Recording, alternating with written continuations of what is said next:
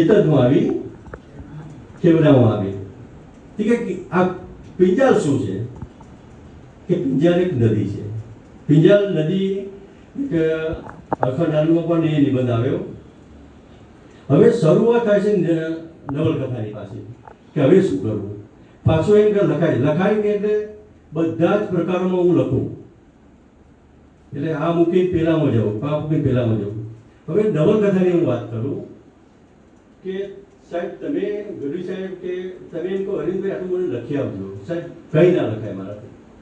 કોઈ એમ મને કે મને એમ કહે કોઈ આ મને બળજબરી કરે છે એવું લાગે, હું ના લખી શકું. પણ જ્યારે હું એકલો બેઠો આ લખવાનો સમય કહું છું કે રાત્રે હું બહાર ઊંઘું લખવા માટે, મારી વાઈફ અત્યારે સાક્ષી છે એની, બહાર ઊંઘું અને ત્યાં નગરપાલિકાનો થાંભલાનો અજવાળું અને ખાટલામાં બેસી નવલકથા લખું. પ્લોટ કોઈ હોય જ નહીં મારી પાસે અને નવલકથા સર લખાતી જાય. સામે પાત્રો બેઠા હોય ને મને બોલાવો, પેલા કે મને બોલાવો, એમ કરતા કરતા અને શું લખાય છે મને ખબર નહીં. બસ આવી જાય, ઉપરથી કંઈક આવી જાય અને લખાતું જાય. કોઈ એમ કે આ લખો તો નહીં લખે, મેં નથી એ તો લખી શકતો નથી, ચોખ્ખું કહું છું. અને એ નવલકથા લખાઈ અંધારદ્વીપ.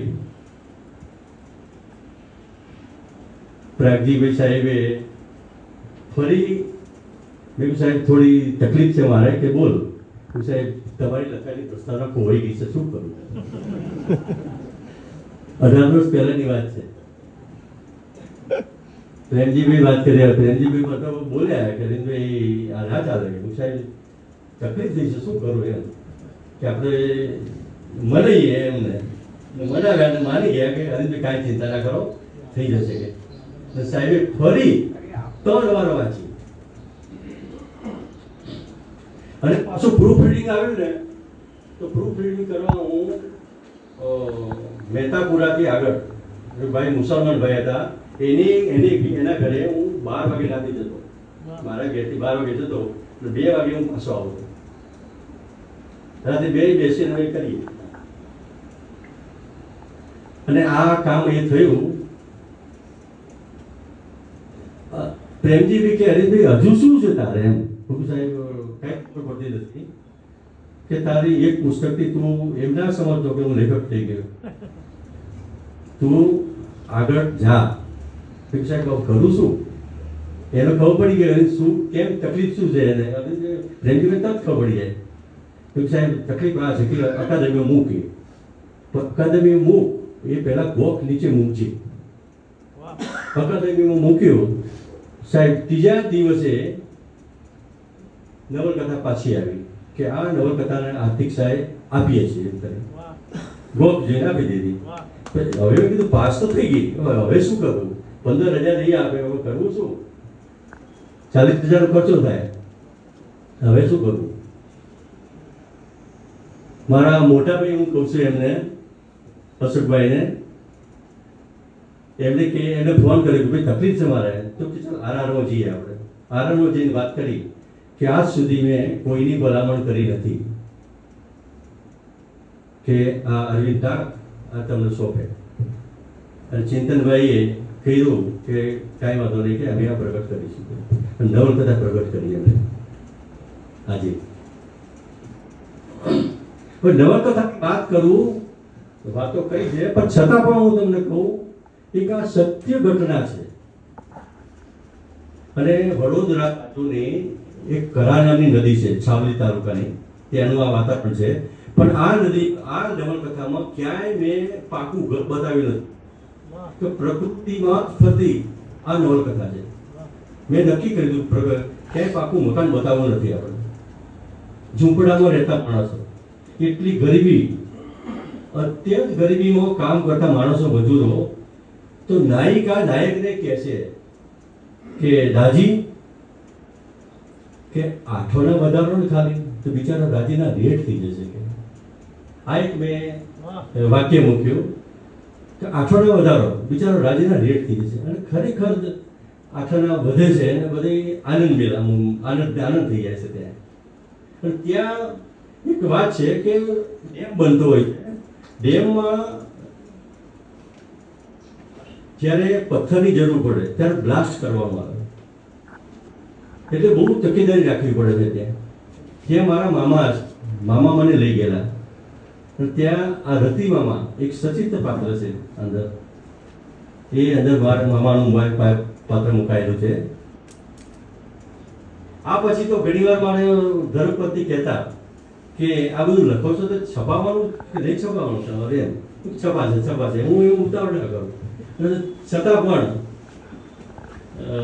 ઘણા એમ કહેતા કે આ લખો છો તો તમને શું મળે છે, કેટલા પૈસા મળે છે, એ કહેવાનું કે તમે આવો અમારી જોડે કેટલું મળે છે કઈ ખબર પડે, એક નામ મળે છે કે નામ માટે તમે આટલું કરો છો, આવો તમે શું થાય જ જુઓ તમે. ઘણા કહેતા મને કે રામચંદ્ર પટેલ જોડે તમે શા માટે કરો છો, તમે મારી જોડે આવો કીધું. એ કહેતા કવિતાઓ કપટ ના હોય, કપટ કરે એ કવિ ના હોય. મને ઘણી વાર કહેતા પ્રેમજીભાઈ રાતો ગુજારી, મેં 7 પ્રકરણની નવલકથા લખી, પ્રેમજીભાઈ લખી જલ્દી આવ સાહેબ, તાત્કાલિક જતો રહ્યો. મને કે ચલો 1-2 જણા બીજાને લઈ લીધા, મંદિરે જઈ શંકરદાદાનું મંદિર છે, ચલો આખી નવલકથા વાંચ. સાહેબ આખી નવલકથા મેં વાંચી કે બસ આપી દે સંદેશમાં, કે સંદેશમાં એ પાસ થઈ ગઈ. એ વખતે ના પ્રાકૃતિક સાથે વાત કરું તો ગમે ત્યારે અરવિંદભાઈ શું લાવે, બીજી વાત લાવો વાંચી, લખવાની વાત કરો બીજી નહીં. અને આજે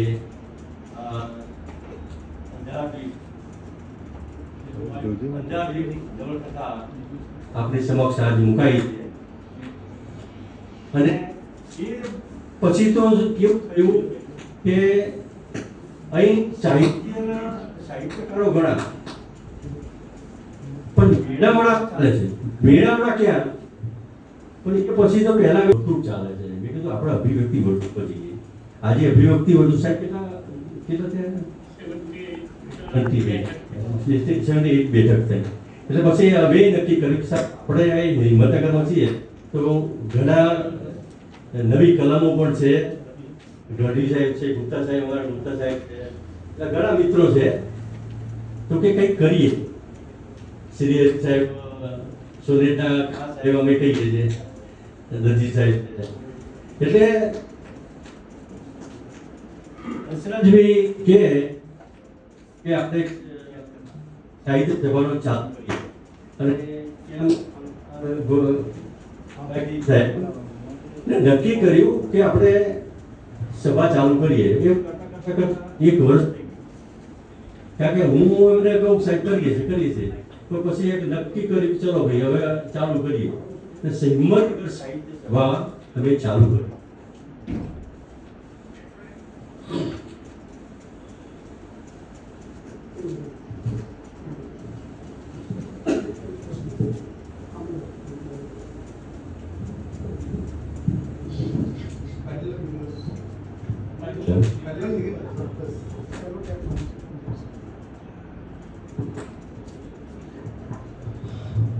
હેલો, એટલે હિંમતનગર સાહિત્ય સભા આજે 16મી બેઠક છે. એટલે 16મી બેઠકમાં આજે આ અંધાદીપનું લોકાર્પણ થયું, એ મને બહુ ગમ્યું. એક બીજી એક વાત રહી જાય છે, કારણ ઘણી વાતો છે પણ સમયનું કંઈક એવું છે કે પન્નાલાલ પટેલની માનવીની ભવાઈ મારા બાપુજીએ મને કીધું એટલે તું વાંચ. મેં વાંચી. પછી અહીં આવી મેં રામચંદ્ર પટેલનું જે મુલાકાત થઈ, એ તો હું તમને વાત કરું તો હું દોડતો ગયો તો મારી મિસિસ કે તમે જમી લો. જમવું નથી, મને જવા દો. એમને મળ્યો હું. એ પછી એમની મેં રાજગઢી નવલકથા વાંચી, એટલી ઊંડી ઉતરી ગઈ. આજ હું રાજગઢીને પૂજા માનું છું, મારી પૂજા એ છે. એ પછી દિવાળીના દિવસો 3 જણા ના એ ના હોય તો આ નવલકથા નહીં હોતા, 100% કહું છું. નવલકથા તો લખાઈ, પણ પછી એમ થાય કે ઘર તો બનાવી પણ નામ શું કરીએ? નામ પાડવા બહુ તકલીફ પડે કે બાબાનો જન્મ થાય છે તો આપણે વિચાર કરીએ શું નામ રાખીએ. તે બહુ જ પડતો હું કે શું કરું. ઉત્પલભાઈ મારા મિત્ર એ કે ઘણી વાર ફરવા જઈએ. મેં કીધું સાહેબ તકલીફ છે, બોલ શું છે તકલીફ? સાહેબ આ નવલકથાનું નામ આપી શું કરવું? કે મેં કીધું એમને ખબર છે કે આમાં શું શું આવે છે. તે એમણે કીધું કે અંધાર તો છે તો દીપ, અંધાર દીપ કેવું લાગે? હું સાહેબ સિક્કો મારી દીધો હતો. હું સાહેબ વાહ કીધું, બહુ ગમે કીધું. અને એ પછી નવલકથાનું નામાભિકરણ થયું. એ આ સાક્ષી છે બધા. અમારે અમદાવાદમાં જ્ઞાતિઓનું મિલન હતું, ત્યાં સાહેબ પણ આવેલા કે હરીન્દ્ર તમે આવો. એટલે ત્યાં મારું સન્માન થયું. સાહેબે મારું નામ શું લીધું સાહેબે. એટલે ઘણી વાતો છે, સમય ઓછો છે એટલે તકલીફ છે થોડી, પણ છતાં પણ હવે હું રજા લઉં છું કારણ કે બહુ સમય. અને હર્ષરાજભાઈની નવલકથાઓ મેં વાંચી.